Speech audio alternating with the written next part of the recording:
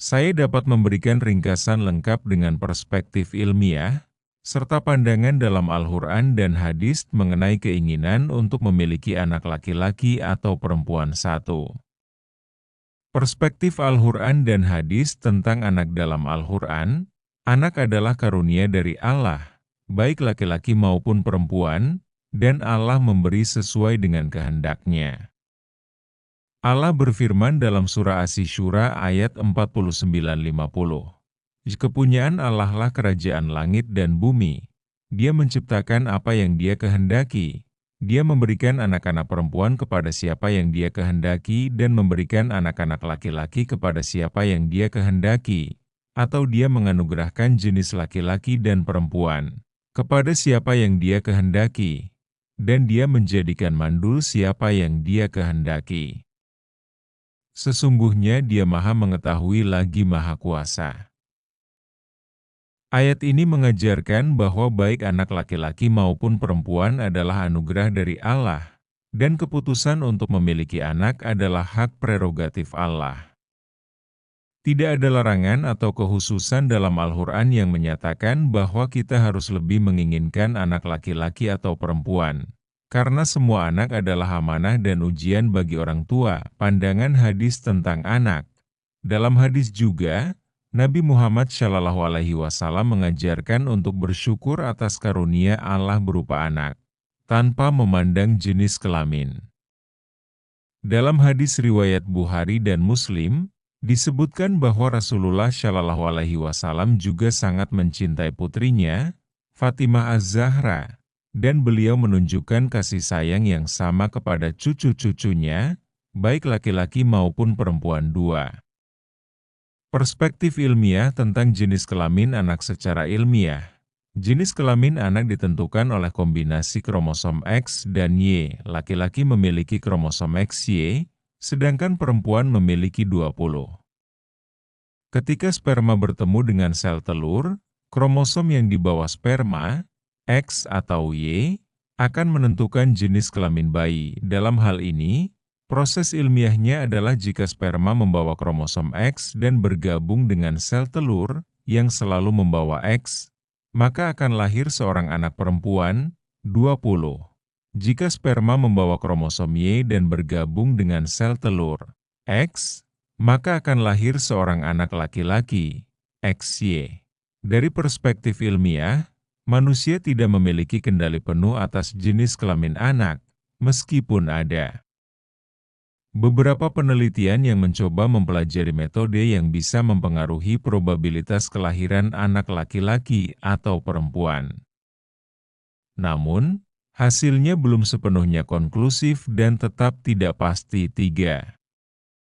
Keinginan memiliki anak laki-laki atau perempuan, hikmah dan etika dalam Islam mengajarkan untuk menerima setiap anak sebagai anugerah tanpa memilih-milih jenis kelamin.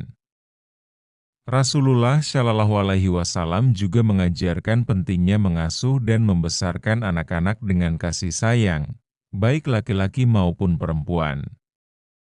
Tidak ada ketentuan dalam Islam yang menyebutkan bahwa laki-laki atau perempuan lebih utama sebagai keturunan. Jika seseorang tetap memiliki keinginan tertentu, sebaiknya didasari pada alasan yang baik, misalnya karena ingin melestarikan nilai keluarga tertentu, atau memiliki harapan yang disandarkan pada doa.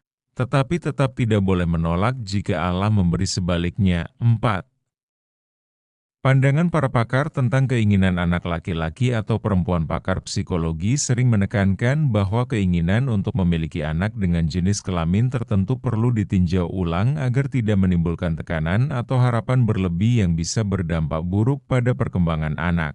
Beberapa poin yang disarankan oleh pakar psikologi fokus pada kasih sayang, pendidikan, dan dukungan yang diberikan kepada anak, tanpa memandang gender, memahami bahwa setiap anak memiliki potensi dan sifat unik yang harus dikembangkan. Beberapa teori menyebutkan bahwa pola makan dan keseimbangan mineral tertentu dalam tubuh bisa sedikit memengaruhi lingkungan pH, yang dapat mendukung sperma pembawa kromosom X atau Y untuk membuahi sel telur. Walaupun penelitian ilmiah tentang ini masih terbatas dan hasilnya tidak bisa dijamin, Beberapa panduan diet berikut sering diikuti sebagai bagian dari upaya alami. Makanan untuk meningkatkan peluang mendapat anak laki-laki untuk memiliki anak laki-laki. Tujuan diet adalah menciptakan lingkungan tubuh yang lebih basah. Dalam lingkungan ini, sperma yang membawa kromosom Y dianggap lebih mudah bergerak dan mencapai sel telur lebih cepat. Berikut adalah beberapa makanan yang disarankan. 1. Makanan kaya kalium. Kalium diyakini membantu menciptakan kondisi yang lebih basah dalam tubuh. Contoh, pisang, alpukat, tomat, labu, kentang, dan ikan dua. Makanan kaya natrium. Kadar natrium yang cukup dalam tubuh diyakini juga menciptakan lingkungan yang lebih baik untuk sperma Y. Contoh, daging, ikan, makanan laut, telur, dan kacang-kacangan 3. Makanan tinggi alkalin. Basah lingkungan tubuh yang lebih basah dipercaya membantu sperma Y bertahan lebih lama. Contoh, sayuran hijau, seperti bayam dan kale, brokoli, dan buah-buahan seperti melon 4. Kurangi makanan asam dan produk susu. Beberapa teori menyarankan untuk mengurangi makanan asam serta produk susu, yang bisa menciptakan lingkungan tubuh yang lebih asam, kurang ideal untuk sperma Y. Makanan untuk meningkatkan peluang mendapat anak perempuan untuk memiliki anak perempuan, tujuannya adalah menciptakan lingkungan tubuh yang lebih asam. Lingkungan asam diduga memperlambat sperma Y dan memberikan keunggulan pada sperma X yang bergerak lebih lambat tetapi lebih tahan lama. Berikut beberapa jenis makanan yang sering disarankan. 1. Makanan kaya kalsium dan magnesium. Mineral ini diduga mendukung kondisi yang lebih asam dalam tubuh.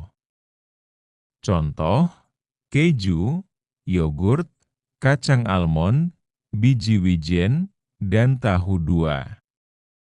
Produk susu.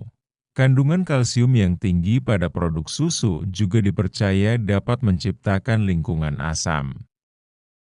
Contoh, susu, yogurt, dan keju 3. Buah asam. Buah-buahan yang memiliki kadar asam yang tinggi dapat membantu menjaga pH tubuh tetap asam. Contoh, jeruk, stroberi, dan lemon 4. Hindari makanan dengan kalium dan natrium berlebih. Kalium dan natrium cenderung menciptakan lingkungan yang basah, yang lebih mendukung sperma Y, sehingga mengurangi potensi mendapatkan anak perempuan 1. Pandangan ilmiah tentang cara meningkatkan peluang memiliki anak laki-laki atau perempuan.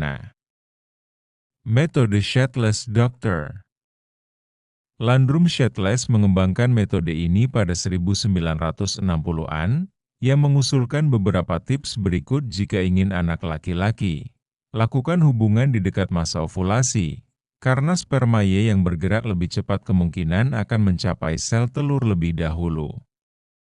Ciptakan kondisi yang lebih basah di dalam tubuh dengan memilih makanan tertentu yang diakini lebih mendukung sperma Y. Kedalaman penetrasi juga dianggap bisa berpengaruh karena memungkinkan sperma Y mencapai sel telur lebih cepat. Jika ingin anak perempuan, lakukan hubungan beberapa hari sebelum ovulasi. Sperma Y yang bergerak lebih cepat akan lebih cepat mati, sehingga yang tersisa lebih banyak sperma X. Ciptakan kondisi yang lebih asam di dalam tubuh, yang lebih mendukung sperma X. Penetrasi yang lebih dangkal juga disarankan agar sperma X yang lebih lambat tapi bertahan lama, memiliki peluang lebih besar untuk mencapai sel telur. Catatan, meskipun metode Shateless populer, bukti ilmiah tidak sepenuhnya mendukung metode ini. Peluangnya masih mendekati acak, karena banyak faktor lain yang turut berperan dalam penentuan jenis kelamin B. Metode diet dan pH tubuh. Ada teori yang menyatakan bahwa asupan makanan dan tingkat pH tubuh juga dapat memengaruhi sperma X atau Y. Beberapa orang menyarankan untuk anak laki-laki, konsumsi makanan kaya natrium dan kalium, seperti pisang, daging, ikan, dan sayuran hijau, untuk menciptakan lingkungan yang lebih basah. Untuk anak perempuan, konsumsi makanan yang meningkatkan asam, seperti produk susu, bayam, dan buah-buahan asam C. Metode inseminasi buatan atau IVF dalam kasus-kasus tertentu, seperti dalam inseminasi buatan atau fertilisasi in vitro, IVF, ilmuwan dapat menggunakan metode penyortiran sperma untuk meningkatkan peluang jenis kelamin tertentu. Namun ini sering diatur ketat oleh hukum dan kebijakan etika, catatan etika.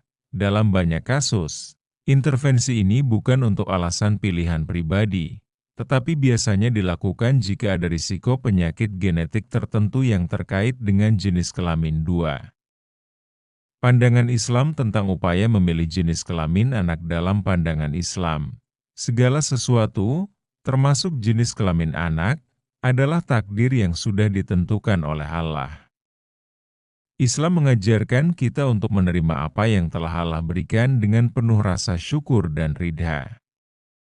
Berdoa adalah bagian dari upaya, tetapi tetap harus diiringi dengan tawakal dan penerimaan pada ketentuan Allah. Berdoa dan berserah diri kepada Allah. Islam menganjurkan untuk berdoa dengan ikhlas kepada Allah. Beberapa doa yang dianjurkan adalah doa Nabi Zakaria yang terdapat dalam surah Maryam ayat 46.